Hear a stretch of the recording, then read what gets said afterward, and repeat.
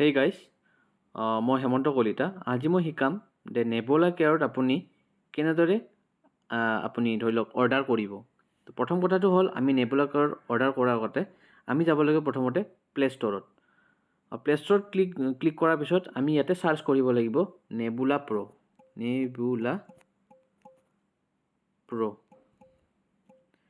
তাৰপিছত দেখা পাইছে নেবুলা প্ৰ'।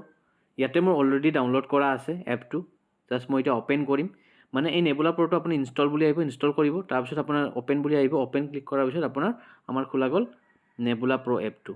অ'কে, এতিয়া আপুনি দেখা পাইছে এতিয়া নেবুলা প্ৰ' আমাৰ য'তে আছে চব নেবুলা কেয়াৰ বুলি আছে, চব হলিডে পেক্স বুলি আছে, মাই বিজনেছ বুলি আছে, য'ত আপোনাৰ বিজনেছ কিমান হৈছে কিমান হোৱা নাই আপুনি চাব পাৰিব। মাই ইনকাম, আপোনাৰ টোটেল ইনকাম কিমান হৈছে, অফাৰ্ছ এণ্ড প্ৰমোশ্যন কিমান আপোনাৰ অফাৰ্ছ, নতুন নতুন অফাৰ্ছ কি আহি আছে, প্ৰমোশ্যনছ কি আহি আছে, আৰু মাই ডাউনলাইন মোৰ টীমত কিমান টিমছ আছে। ইয়াতে আপুনি ক্লিক কৰাৰ পিছত মাই ডাউনলোড ক্লিক কৰাৰ পিছত আপুনি দেখা পাব যে আপোনাৰ টীমত কোন কোন আছে। ইয়াতে দেখাব পাৰিছে নেবুলা কোম্পানীৰ গোটেইখিনি আপোনাৰ চাওক। আৱাজ চানন বুলি এইটো ৰিয়েল ইষ্টেটত কাম কৰি আছে। আৱাজ চাংগোদাৰ বুলি, য'ত মই নিজে ভিজিট কৰিছিলোঁ, গুজৰাটত আছে, চাংগোদাৰ বুলি জেগাটোত আছে। আৱাজ চেন্নাই, এইবিলাক হ'ল বহুত ডাঙৰ এটা project. Hot and suites by Wyndham Dwarka, এইখনো কোম্পানী নিজৰ 5 ষ্টাৰ ৰিজৰ্ট হয়। আৱাজ হায়দৰাবাদত এটা ডাঙৰ প্ৰজেক্ট কাম কৰি আছে। এতিয়া আমি জানিম যে কোম্পানীটোত আপুনি অৰ্ডাৰ কেনেকৈ লগাব। ঠিক আছে, এতিয়া আমি অৰ্ডাৰ লগোৱাৰ আগতে আপুনি যাব লাগিব ইয়াতে চব নেবুলা কেয়াৰত যাব লাগিব। চব নেবুলা কেয়াৰত ক্লিক কৰাৰ পিছত ধৰি লওক আপুনি প্ৰডাক্ট কিনিব কিমান, ৱেলনেছত ক্লিক কৰিলোঁ। ঠিক আছে, ইয়াতে দেখাব home care, personal care, wellness, food, storage, merchandise, মানে এইবিলাক আমাৰ কেটেগৰী। ইয়াতে যদি মই চাব যাওঁ ৱেলনেছ কেটেগৰীত যদি যাওঁ তেনে দেখা পাব আমাৰ প্ৰডাক্টবিলাক। তো প্ৰডাক্ট প্ৰথমতে দেখা পাইছে মধুসঞ্জীৱনী, এইটো ডায়েবেটিছৰ ওপৰত কাম কৰে। পাইলনেপ আপোনাৰ এইটো হেৰিৰ ওপৰত কাম কৰে, আপোনাৰ পাইলছৰ ওপৰত কাম কৰে। এনেকুৱা কৰি আপোনাৰ বহুত ধৰণৰ প্ৰডাক্ট আমাৰ ৱেলনেছত আছে। তো ধৰি লওক মই বিচাৰিছোঁ যে মেডলি অফ বেৰিজ প্ৰডাক্টটো মই কিনিব বিচাৰিছোঁ। এতিয়া দেখা পাইছে ইয়াতে আপোনাৰ 2240 আৰু এটা আছে 2990, সেইটো হ'ল MRP, আৰু 2240 হ'ল ডিষ্ট্ৰিবিউটাৰ প্ৰাইচ। ধৰি লওক মই এজন ডিষ্ট্ৰিবিউটাৰ আৰু মই কিনিব গ'লে 2240হে পাম। এজন কাষ্টমাৰক যেতিয়া দিব লাগিব মই তেতিয়া 2990 মানে MRPত দিম। এতিয়া মই এই প্ৰডাক্টটো মই কিনিব বিচাৰিছিলোঁ, মোৰ কাৰণে বিচাৰিছিলোঁ, তেতিয়া জাষ্ট মই ক্লিক কৰিম এড টু কাৰ্ট। এই এড টু কাৰ্টত ক্লিক কৰাৰ লগে লগে এই প্ৰডাক্টটো ক'ত হ'ব, মোৰ এই কাৰ্টত ছেভ হ'ব। মানে এই ওপৰত থকা কোণাটো যোনটো ৰঙা এটা চিন দেখাই আছে 1 বুলি, তাত ক্লিক কৰাৰ পিছত আহি গ'ল মোৰ ইয়াতে কাৰ্টত, মোৰ প্ৰডাক্টটো দেখাই দিলে, শ্ব'অফ কৰিলে।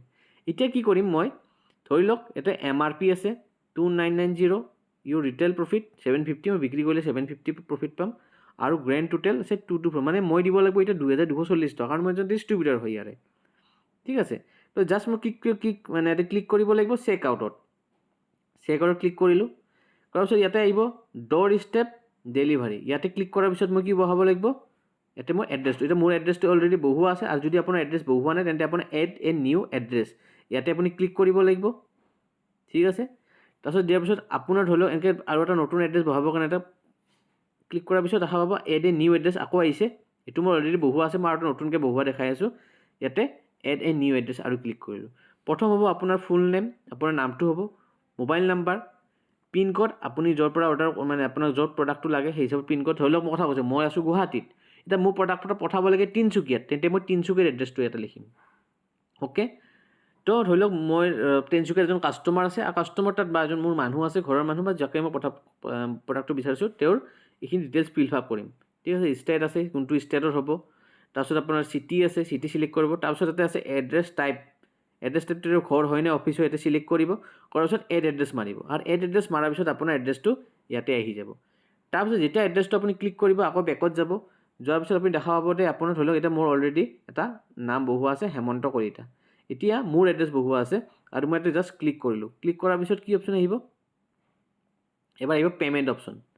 এতিয়া যদি এনেকুৱা আমাৰ অপশ্যন হয়, এতিয়া 3 মাহ কিনিলে আমাৰ প্ৰডাক্টটো ফ্ৰী আহে, 1 মাহ ফ্ৰী আহে। ধৰি লওক আপুনি 1000 টকাৰ প্ৰডাক্ট প্ৰথম মাহত কিনিছে, ছেকেণ্ড মাহতো 1000 টকাৰ প্ৰডাক্ট কিনিছে, থাৰ্ড নম্বৰ মাহতো 1000 টকাৰ প্ৰডাক্ট কিনিছে, তেতিয়া আপুনি 4 নম্বৰ মাহত কি পায়, 1000 টকাৰ প্ৰডাক্ট ফ্ৰী পায়। আৰু সেই 1000 টকাৰ প্ৰডাক্ট যোনটো পোৱা হয় সেইটো আমাৰ ই ৱালেটত আহে। মানে ইয়াতে দেখা পাইছে যে চেটেল ই ৱালেট, বৰ্তমান আপোনাক 00 দেখাই আছে, মোক বৰ্তমান 00 দেখাই আছে। ইয়াতে যেতিয়া মই ক্লিক কৰিম, ধৰি লওক ইয়াতে মই যেতিয়া এই বক্সটোত ক্লিক কৰাৰ পিছত এইটো মই যিহেতু 2240 টকা মই 1000 টকা কিনি আছিলোঁ, তেন্তে মোৰ 1000 টকা মাইনাছ হৈ যাব মানে, এই ৱালেটৰ পৰা কাটা যাব মানে।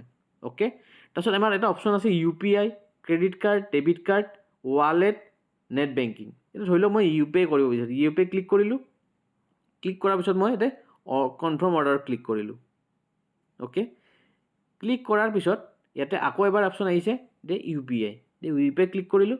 এতিয়া মোৰ অপশ্যন আছে, ধৰি লওক মোৰ একাউণ্ট আছে, FIত একাউণ্ট আছে, জিপে আছে, জুপিটাৰ আছে, পে'টিএম আছে, ফোনপে আছে।